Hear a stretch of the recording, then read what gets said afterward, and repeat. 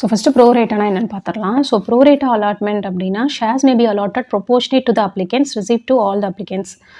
ஒன்று எல்லாத்தையும் ரிஜெக்ட் பண்ணுவாங்க, சில அப்ளிகேஷன்ஸை வந்து ரிஜெக்ட் பண்ணிடுவாங்க.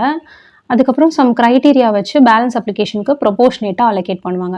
ஃபார் எக்ஸாம்பிள் 50,000 ஷேர்ஸ் வந்து பப்ளிக் ஆஃபர் பண்ணி அவங்க 2 லட்சம் அப்ளிகேஷன்ஸ் ரிசீவ் ஆச்சு அப்படின்னா 1 share for every 4 shares, 4 share apply பண்ணியிருந்தவங்களுக்கு 1 ஷேர் கொடுக்குற மாதிரி இந்த மாதிரி வந்து ஆப்ஷன் சூஸ் பண்ணுவாங்க. அப்புறம் ஆல்டர்னேட்டிவாக அப்ளிகேஷன்ஸ் ஃபார் 1 lakh ஷேர்ஸ் வந்து ஃபுல்லாகவே ரிஜெக்ட் பண்ணிடுவாங்க. 2 லட்சம் ரிசீவ் பண்ண ஷேரில் 1 லட்சத்தை ஃபுல்லாக ரிசீவ் பண்ணிவிட்டு மீதி 1 lakh ஷேர்ஸ்க்கு 50,000 ஷேர்ஸ் தானே அவங்க கொடுக்க முடியும். அதனால 2 ஷேராக அப்ளை பண்ணவங்களுக்குலாம் ஒரு ஷேர், அந்த ப்ரொபோர்ஷனில் 1 share for every 2 shares applied அப்படிங்கிற ப்ரொபோர்ஷனில் அலாட் பண்ணுவாங்க.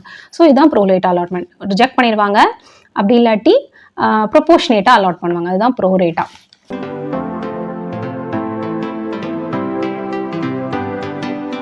Hi, hello, welcome to commerce clarified. So இந்த வீடியோவில் நம்ம என்ன பார்க்க போகிறோம் அப்படின்னா இஷ்யூ ஆஃப் ஷேர்ஸில் வந்து எக்ஸசைஸ் ப்ராப்ளம் நம்பர் 3 and 4 பார்க்க போகிறோம். ஸோ ஃபஸ்ட்டு தேர்ட் ப்ராப்ளம் பார்த்துடலாம். A limited company purchased a machine worth rupees 1,15,000 from Indian traders. A limited அப்படிங்கிற கம்பெனி வந்து மிஷின் பர்ச்சேஸ் பண்ணியிருக்காங்களா இந்தியன் ட்ரேடர்ஸ் கிட்ட இருந்து. ஓகேங்களா, எவ்வளோக்கு? 1,15,000. Payment was made as to rupees 10,000 by a crossed cheque. Payment வந்து 10,000 மட்டும் கிராஸ்டு செக்கில் பண்ணியிருக்காங்க. Remaining amount issue of equity shares of the face value rupees 10 each. மீதி ரூபாவை, அதாவது 1,15,000ல் 10,000 தவிர்த்துட்டு 1,05,000 வந்து ஷேர்ஸ் மூலமாக பே பண்ணியிருக்காங்க, இஷ்யூ பண்ணியிருக்காங்க. அதுக்கு ஷேர்ஸை each 10 rupees fully paid at issue price of rupees 10.50 each. Make entries in the company's journal. So அவங்களே கொடுத்துட்டாங்க. Face value 10, each fully paid but issue price வந்து 1.50. அப்போனா ப்ரீமியமுக்கு இது செல் பண்ணியிருக்காங்க. ஓகேங்களா, இப்போ அதை பற்றி ப்ரீமியம் அதெல்லாம் எதுவுமே அவங்க மென்ஷன் பண்ணல. இது வந்து அப்ளிகேஷன் மணியோ அலாட்மெண்ட் மணியோ அதெல்லாம் எதுவுமே கிடையாது. டேரெக்டாக ஒரு மெஷின் பர்ச்சேஸ் பண்ணதுக்கு அவங்க வந்து ஷேரை இஷ்யூ பண்ணியிருக்காங்க. அப்போ 2 ஜேர்னல் என்ட்ரி தான் போட போகிறோம். இது 5 mark ப்ராப்ளம் தான். வாங்க சம் போட்டுடலாம். இந்த books of A limited entry. So put a machinery. ஓகேங்களா, ஸோ மெஷினரி மெஷின் கம்ஸ்இன்னா இப்போ அசட்டோட நேம் தான் போடுவோம். Debit what comes in. Machinery account debit to யார்கிட்டேருந்து வாங்கியிருக்கோம்? இந்தியன் ட்ரேடர்ஸ் கிட்டேருந்து. To Indian traders account. Indian traders அப்படிங்கிறது நேமுங்கிறது போது இது வந்து பர்சனல் அக்கௌண்ட். இப்போ பர்சனல் அக்கௌண்ட் ரூல் படி debit the receiver, credit the giver. இவங்க தான் நமக்கு மெஷினரியாக கொடுத்துருக்காங்க இந்தியன் ட்ரேடர்ஸ், அதனால் கிரெடிட் பண்ணுறோம் to Indian traders account. Narration being purchased machinery by A limited. Okay, for rupees 1,15,000 debit, 1,15,000 credit. Second entry, Indian traders account debit. ஏன் Indian traders அக்கௌண்ட்டை debit பண்ணுறோம்? Debit the receiver. இந்தியன் ட்ரேடர்ஸ்க்கு வந்து நம்ம செக்கு கொடுத்துருக்கோம். யாருக்கு கொடுத்துருக்கோம்? இந்தியன் ட்ரேடர்ஸ்க்கு. அப்போ அவங்க என்ன பண்ணியிருக்காங்க? செக்கு ரிசீவ் பண்ணியிருக்காங்க. இந்தியன் ட்ரேடர்ஸுங்கிறது பர்சனல் அக்கௌண்ட் இல்லையா? அப்போ பர்சனல் அக்கௌண்ட் ரூல் படி டெபிட் த ரிசீவரை டெபிட் பண்ணோம். அப்படிங்கிறனால செகண்ட் என்ட்ரியில் ரிசீவரை டெபிட் பண்ணுறோம். Indian traders account debit to, அவங்க என்ன ரிசீவ் பண்ணுறாங்க? To bank account. Crossed check இல்லையா, அதனால டு பேங்க்னு போட்டுக்கலாம். 10,000 பேங்க் அக்கௌண்ட் கிராஸ் செக்கில் 10,000. ரிமைனிங் போர்ஷன் ஈக்விட்டி ஷேர்ஸில் 2 ஈக்விட்டி ஷேர்ஸ் ரிமைனிங் ருபீஸை வந்து நம்ம ஷேர்ஸாக இஷ்யூ பண்ணி கணக்கு முடிச்சிருக்கோம். ஸோ அப்போ 1,05,000. எப்படி 1,05,000 வந்துச்சு? 10,000 equity shares into each 10.5 rupees issue price per share. So 1,05,000. So total amount settled 1,15,000. ஓகேங்களா, being issue of 10,000 equity shares of rupees 10.50 each fully paid. Okay, அவ்வளோதான். 5 marks. ஸோ ஜேர்னல் என்ட்ரி முடிஞ்சு. Next sum போகலாம். Fourth problem. 10,000 equity shares of rupees 20 each are issued for a public subscription at a premium of 10%.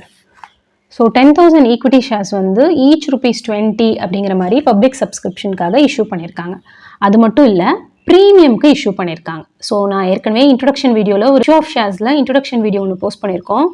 அதிலே ப்ரீமியம்னா என்ன, டிஸ்கவுண்ட்னா என்ன, பார் வேல்யூனா என்னன்னு explain பண்ணியிருக்கோம்.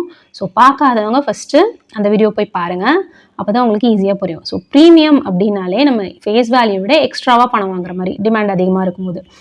அப்போ premium அப்படின்னா 20 rupees-ஓட ப்ளஸ் 10%. ஓகேங்களா?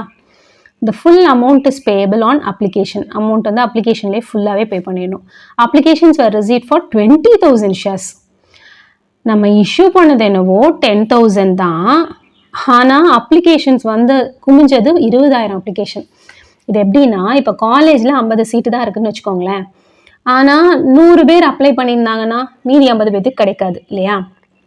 ஆனால் ஷேர்ஸ் அப்படி கிடையாது, ப்ரோரேட்டா அலாட்மெண்ட் சொல்லுவாங்க. ஏன்னா it was decided to make pro rata allotment. 10,000 shares வந்து இஷ்யூ பண்ணியிருக்காங்க, ஆனால் 20,000 பேர் வந்து அதுக்காக அப்ளை பண்ணியிருக்காங்க அப்படின்னா அவங்க எல்லாத்துக்குமே வந்து 1:2 ரேஷியோவில் வந்து அலாட் பண்ணுவாங்க. அதாவது 2 ஷேர் அப்ளை பண்ணியிருக்கவங்களுக்கு 1 ஷேர் கொடுப்பாங்க. ஓகேங்களா? அப்படி கொடுத்தா நம்ம வந்து என்ன பண்ணலாம், அலாட் பண்ணலாம். It was decided to make pro rata allotment to the applicants, generalize the transactions.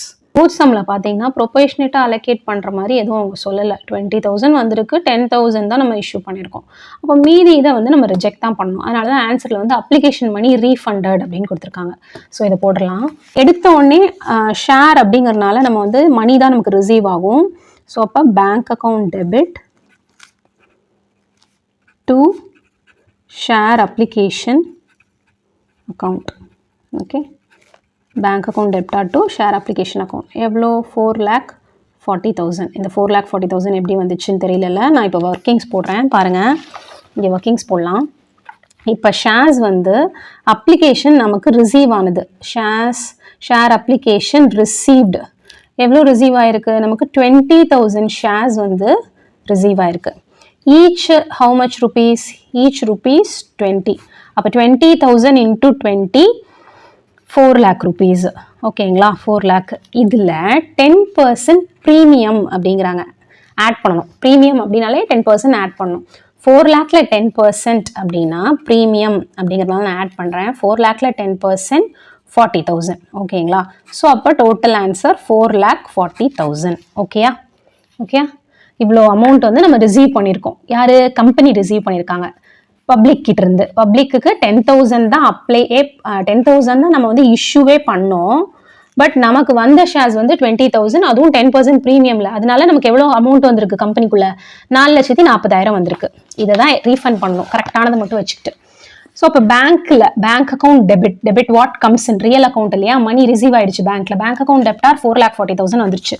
Workings note பண்ணிக்கோங்க. So being application money received, first entry being application money received. ரெண்டே என்ட்ரி தான், 5 marks. செகண்ட் என்ட்ரி பார்த்தீங்கன்னா இப்போ application receive பண்ணியாச்சு. இப்போ நம்ம allot பண்ணணும்.